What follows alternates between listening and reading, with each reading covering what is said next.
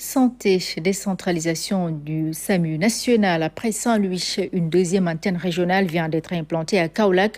Elle couvre, outre Kaolack, les régions de Fatick et de Kaffrine. Ce nouveau centre de réception et de régulation des appels permettra de faire face aux urgences préhospitalières et de réduire les délais de prise en charge. L'unité a été inaugurée par le ministre de la Santé, Abdoulaye Diouf Sarr, qui a aussi visité le CTE de l'hôpital de Kaolack. Nous dit Oumar Diaw.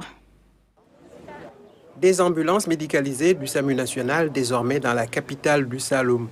Kaolack dresse ainsi la deuxième antenne du service d'assistance médicale d'urgence. Il s'agit d'un nouveau centre de réception et de régulation des appels. Une décentralisation en fait du centre 1515 au niveau de la région de Kaolack.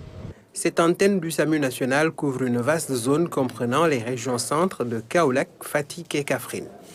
Désormais, les populations de la région de Kaolack, de Fatick, de Kaffrine, qui composeront le 15-15, seront prises en charge directement par la structure d'urgence de Kaolack, qui assurera la régulation avec l'ensemble des structures sanitaires de la zone géographique.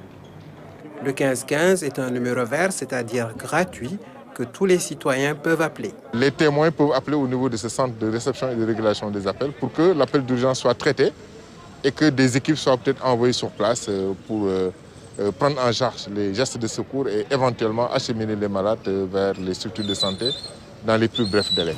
La structure de référence en matière d'accueil et de gestion des urgences est l'hôpital de Kaolack. Le ministre de la Santé et de l'Action sociale a visité la structure qui abrite un CTE.